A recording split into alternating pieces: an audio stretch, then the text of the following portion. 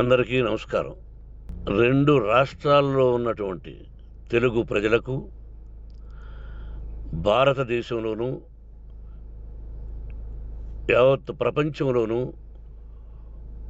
ఉన్నటువంటి తెలుగు, మిగతా భాషలలోని అభిమానులకు, నా శ్రేయోభిలాషులకు, ఆత్మీయులకు, ప్రజాప్రతినిధులకు, 2 రాష్ట్రాల ముఖ్యమంత్రులకు, మీడియా ప్రతినిధులకు నా హృదయపూర్వక నమస్కారాలు. గత 4 రోజులుగా ఏమేమి జరుగుతున్నదని అందరికీ తెలుసు. ముఖ్యమంత్రులకు కూడా తెలుసుంటుంది. ఎందుకంటే వాళ్ళు ఎన్నో సమస్యలతో తలమునకలై ఉంటారు. కానీ ఎవరో ఆయన పర్సనల్ సెక్రటరీస్ చెప్పుండొచ్చు. నా హృదయంలో ఉండే ఆవేదన ఏమిటంటే, కుటుంబ సమస్యల్లో ఎవరైనా పర్మిషన్ లేకుండా ఇతరులు జోక్యం చేసుకోవచ్చా? మీరే ఆలోచించండి. 100కి 100% అనాల్సిన అవసరం లేదు. కనీసం 95-99% కుటుంబ సమస్యలు ఉంటూ ఉంటాయి. అంటే మేమంతా నటులం కాబట్టి మా విషయాలు, పాపులర్గా ఉన్నటువంటి రాజకీయ నాయకుల విషయాలు, కొంతమంది ఉన్నవి లేనివి, లేనివి ఉన్నవి చెబుతూ ఉంటారు. చెప్పేవాడు కూడా ఆలోచించాలి, వాళ్ళ మనసులు, వాళ్ళ కుటుంబ సమస్యలు అని. ఇదంతా ప్రజలకు తెలుసు. కానీ ఎందుకులే మన పనులు మనం చేసుకుందాం అని అందరూ సైలెంట్గా ఉన్నారు. ఇప్పుడు ప్రజలకు కూడా, కొంతమంది రాజకీయ నాయకులు కూడా ఆలోచించుకోవాల్సిన విషయం. విజువల్స్ చూడండి, టీవీల్లో వస్తున్నాయి, సోషల్ మీడియాలో వస్తుంది. రాత్రి 8 గంటలకు గేటు తోసుకుని నా బిడ్డ మనోజ్ కుమార్ వచ్చాడు. అది రైటా రాంగా పర్సనల్ విషయం, తర్వాత మాడుకోవచ్చు. పత్రికాధిపతులు, అది పత్రికా సోదరులు 4 రోజుల నుంచి నా ఇంటి ముందు మనుషులను పెట్టుకొని, వ్యాన్లు పెట్టుకొని అలా ఉండడం ఎంతవరకు న్యాయం? నేను అప్పటికీ బయట పోతున్నప్పుడు చెప్పాను, అందరికీ నమస్కారం అయ్యా, మీకు కుటుంబ సభ్యులు ఉన్నారు, దయచేసి నా సమస్యను నేనే పరిష్కరించుకుంటాను నా బిడ్డలతో, దీన్ని చిలవలు పరవలు చేయొద్దండి, దయచేసి నన్ను గౌరవించండి, నేను ప్రజలకు ఏం చేస్తున్నాను ఒక విద్య ద్వారా అనేది మీకు తెలుసు, నటుడిగా మీ అందరికీ తెలుసు, ఒక రాజ్యసభ సభ్యుడిగా మీకు తెలుసు, ఎంత క్లీన్ చిట్టుతో వచ్చానో రాజ్యసభ సభ్యుడిగా. నా హృదయంలో ఉండే ఆవేదన చెప్పనలవే కాదు, మీకే చెప్పాలి. ఈ రోజున ఈ మీడియా సోదరులు ఎంత కల్పితాలు, ఎంత నెగటివిటీ నన్ను గురించి చెప్తున్నారో మీ అందరికీ తెలుసు. దానికి నేను బాధపడడం లేదు. మీరు ముఖ్యంగా తెలుసుకోవాల్సింది, రాత్రుల్లో గేటు తోసుకుని, గేటు పగలగొట్టి పర్మిషన్ లేకుండా ఎవరైనా రావచ్చా? మీరే చెప్పండి. వచ్చిన వాళ్ళు అందరూ మీడియా సోదరులా, లేకపోతే ఇంకెవరైనా నా మీద పగ, రాగద్వేషాలతో ఏదో ఒక ఛానల్ చేతులు పెట్టుకుని అలా వచ్చి ఉంటారేమో సందేహం. కానీ వాళ్లను కొట్టాలని, తిట్టాలని మనసా వాచ దైవ సాక్షిగా నేను అలా ఆలోచించేవాడిని కాదు. ఎందుకు? వాళ్ళు ఉద్యోగస్తులు, నేను కూడా ఉద్యోగస్తునే, అందరూ కూలివాళ్ళం. భగవంతుడు ఇస్తుంటాడు మనకు కూలి. ఎవరికి ఏమిటనేది ఆయన నిర్ణయిస్తాడు. ఇది మీ అందరికీ తెలుసు. వాళ్లకు నేను చెప్పినా వినకుండా ముందు నమస్కారం పెట్టాను. అయినా అతను నేను కొట్టామనే చెప్తున్నారు తప్ప, మైక్ తీసుకెళ్ళి నోట్లో పెట్టాము, నా కన్ను పోవలసింది. కన్ను పోయి ఉంటే అప్పుడు నేను కేసులు పెట్టాలి. నా కన్ను పోలేదు, కొంచెం తగిలింది కంటి కింద, నేనే ఎస్కేప్ అయ్యాను. లేకపోతే నా జీవితం గుడ్డిదయ్యేది. అతనికి తల కాదు చెంప మీద తగిలిందన్నారు. ఓకే, ఆ చీకట్లో ఎలా జరిగిందన్నది వాస్తవమే.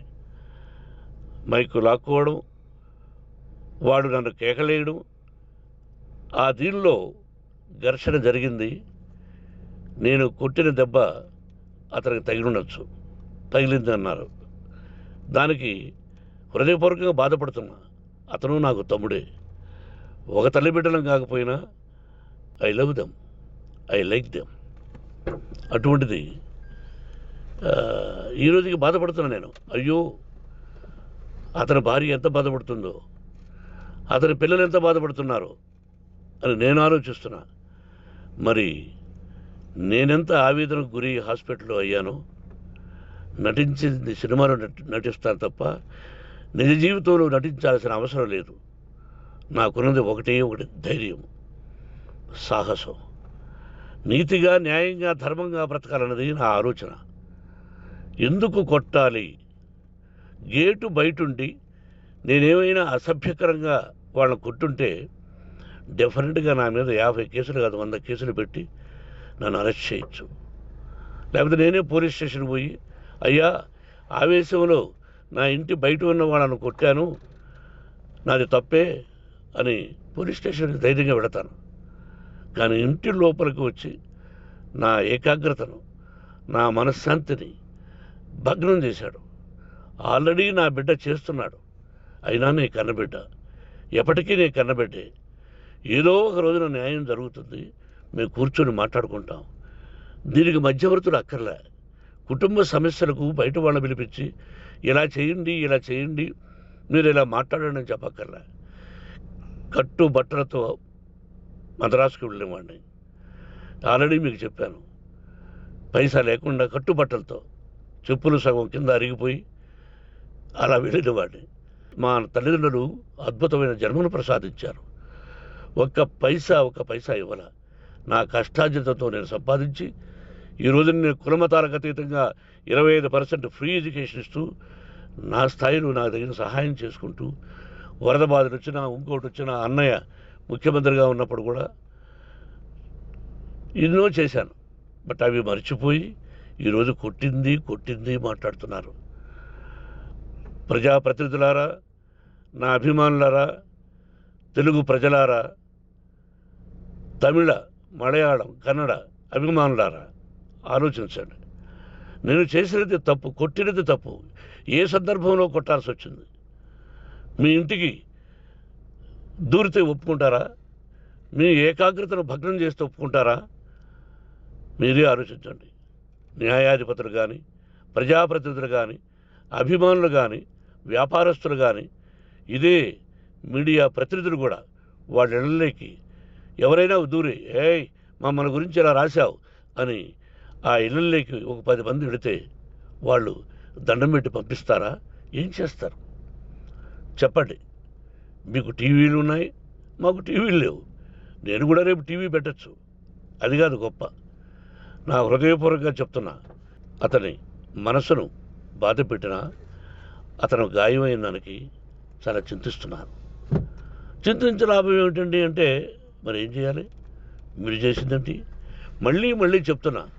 అసలు అతను నిజంగా జర్నలిస్టా కాదా అని ఆ చీకట్లో నాకు ఎలా తెలుస్తుంది? టీవీ 9 అని నాకు ఎలా తెలుస్తుంది? ఏదో ఒక కంటి మీదకి ఒక మైక్ వచ్చింది, దానికి అబక్కం లాక్కున్నాను. ఇది వాస్తవమే, అసత్యం కాదు. అది టీవీ 9, ఆ టీవీ 9 మైక్నే లాక్కోవాలి. అది ఏంటండి? నేనేమన్నా మూర్ఖుడినా? వాళ్ళందరూ నాకు కావలసిన వాళ్ళే. ఈ రోజున ఆ రజనీకాంత్, అతను కూడా ఎన్నో ఫోన్లు నేను చాలా సందర్భాల్లో మాట్లాడున్నాను. ఇట్స్ లైక్ మై సన్నా, లేకపోతే బ్రదరా, అలా ఉంటాం. మరి ఈ విషయంలో మాత్రం మీరు అందరూ అంటే మీరు చేసినది తప్పు అని మీరు ఒక్కరు అనలేదే. కానీ జర్నలిస్టు సోదరులు, ఒక ఆడపడుచు, దాదాపు ఒక 5-6 మంది ఆడపడుచులు, ఒక 5-6 మంది సోదరులు, వాళ్ళందరూ మాట్లాడారు. కొట్టడం తప్పైనా ఏ సందర్భంలో కొట్టవలసి వచ్చింది, ఇవన్నీ క్లియర్గా మాట్లాడారు. ఆయన్ని మీరు చెప్పరు. కాబట్టి పైన భగవంతుడు చూస్తున్నాడు. పోలీస్ అంటే నాకు ఇష్టం. ప్రజలను కాపాడవలసిన బాధ్యత వాళ్ళది, రక్షణ కల్పించవలసింది. నా విద్యాలయానికి కూడా ఐపీఎస్లు ఐఏఎస్లు అయిన విద్యార్థులు ఉన్నారు. వాళ్ళకు న్యాయం ధర్మం నేర్పించి పంపించాను నా ఇన్స్టిట్యూషన్లో. But they are perfect. కొంతమంది ఐపీఎస్లు ఐఏఎస్లు డీసీపీలు ఇలా చాలామంది ఉన్నారు. బట్ ఎక్కడెక్కడో పనిచేస్తున్నారు. వాడు నా బిడ్డలు. మరి వాళ్ళు కూడా పోలీసు ఉద్యోగస్తులే కదా, న్యాయంగా ఉన్నారు కదా. కానీ ఇక్కడ మాత్రం ఏకపక్ష నిర్ణయం ఏమి చేస్తున్నారో మీరే ప్రజలారా చూడండి, ఆలోచించండి. నేను న్యాయమా అన్యాయమా, నేను చేసింది న్యాయమా అన్యాయమా, మీరే ఆలోచించండి. నా ఇంటికి తలుపులు బద్దలు కొట్టి రావడం న్యాయమా, మీరే చెప్పండి. ఎల్లప్పుడూ మీ ఆశీస్సులు కోరుకునే మీ మోహన్ బాబు. నమస్కారం.